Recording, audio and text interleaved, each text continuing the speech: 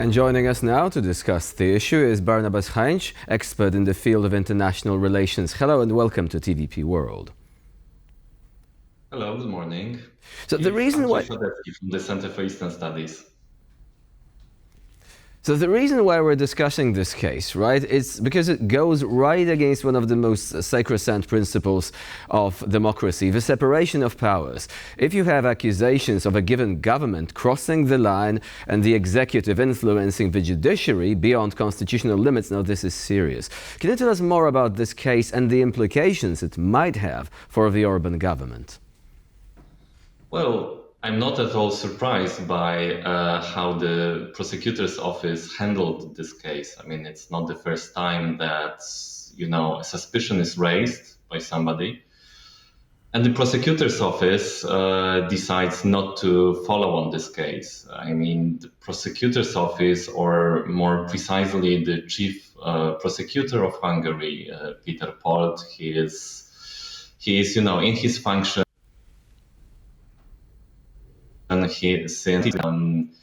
when Victor Orbán took power, and he is known to be a loyalist of the prime minister. So there were previously several such cases where he basically turned down suspicions of cases of corruption in government. But what led really now to the Hungarian prosecutor's decisions to close this bribery interference investigation? Well, this is also a nature of what was revealed by Peter Magyar, who, revealed a recording of his former wife, the former justice minister, who alleged that there was an interference by the government in this process. So, of course, it's not a hard proof that it happened. However, it indicates how the government operates. I think politically, for Peter Magyar, it is actually something he can build on, because I mean that's what his main criticism of the government is centered around: the fact that the government conceals corruption, that the government created, or the ruling party Fidesz created, an oligarchic clientelistic system. So basically, this decision by the prosecutor's office will probably help him, even paradoxically, to make his case to the sickness politicized, that you cannot actually, even if they are a strong indication, fight corruption in Hungary. Are we seeing any public response to this? Since obviously Orbán himself actually came to power following a corruption scandal involving the government that came before him. And back then, the recordings that were revealed caused a massive uproar. Now, do you think that today this could be limited by the fact that the degree of state capture and also the involvement of the Orbán government with various media organizations could be used in order to basically try and sweep this scandal under the rug? Well, I think there is, after 14 years of Orbán's rule, a significant fatigue in the Hungarian society, and it's becoming more and more visible that the system is based on oligarchy corruption schemes. Nevertheless, I mean, Orbán government has still the media, or large part of the media, in control. He controls the narrative, and I think this very news will not reach a big portion of the Hungarian society. And however, it is also true that finally we have a leader in Peter Magyar who is relatively successful in raising these issues. I mean, he got from 0 to 30% of support in basically a few months. And while he is very vague on his political program, he is very vocal about how the government exactly the power and not in a and the government which doesn't enable to basically fight with corruption. So here there is a new momentum for that, and the result of Fidesz in the European elections, although Fidesz again won, but the result was actually much weaker than in the previous years. So I think we are facing a moment of change, although probably the process will be quite long. And if I may ask you just one more quick question concerning Peter Magyar, because he has been elected to the European Parliament. Initially, he said he would not be going there, but now he changed his mind.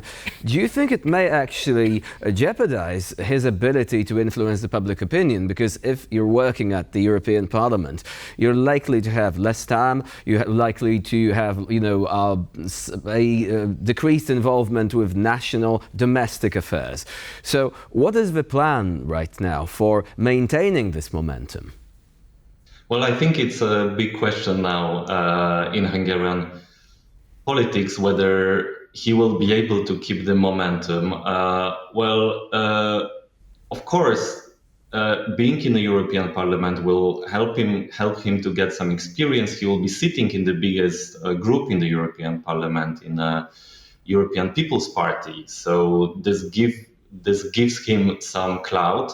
On the other hand, he was successful in the recent months because he was able to go to every small town in Hungary, 4 or 5 times a day, held speeches in various places. This will become difficult. Of course, he has 2 years until the national elections, so he has some time. But well, this is still unclear whether he will be able to actually keep this momentum while being in the parliament.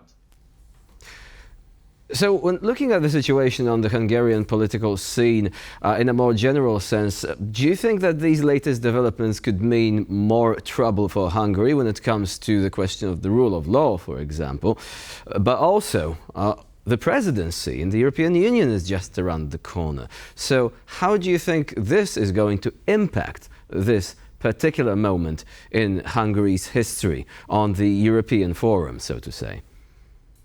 Yes, well, for Victor Orbán's government, it's a delicate moment because first, Hungary will be leading the presidency in the Council of the European Union from the 1st of July. The country is, well, against Hungary, we have several procedures in the EU. A big part of the funds are withheld currently. There is of course, rule of law procedure ongoing. So it is a difficult moment, especially that Fidesz is still struggling with finding its place in the European Parliament. I mean, they left EPP, the European People's Party, which Peter Magyar has just joined 3 years ago. They are not affiliated with any of the groups. Yesterday, there was a news that they will not be joining the European conservatives and reformist parties, which probably leaves Fidesz with joining the most is the identity and democracy, which will not give much influence for Viktor Orbán on the European stage. So I think significant clouds are gathering above Viktor Orbán's head. And now looking ahead, because we do see that these corruption scandals are slowly becoming a leitmotif within the country, do you think that perhaps the presence of Peter Magyar might actually influence and be a breakthrough in dealing with these kind of corruption allegations in the future, or rather now him wanting to join now European Parliament will actually bring back the status quo? Well, the change can come with the national elections in 2 years. So I think that's the orientation point we should look at and what will happen in this rivalry between Orbán and Magyar in the next 2 years. Orbán didn't have a tough competition for these more than a decade. So this is becoming very interesting. Whether Fidesz will be more exposed also to criticism for corruption, thanks to Peter Magyar's activity and his growing clout in the Hungarian politics. So, of course, these are the issues that are going to become resolved in the next couple of months. We should also mention a possible Trump presidency, which would provide a new and unexpected dynamic here, given that he has on multiple occasions endorsed Mr. Orbán as a leader, even though he at one point referred to him as the president of Turkey. But beyond that, of course, we know that there might be some political alliance on the horizon there. For the time being, however, Barnabas Heinz was our guest today here on TVP World. Thank you very much for joining us and for sharing your expertise. Thank you for having me.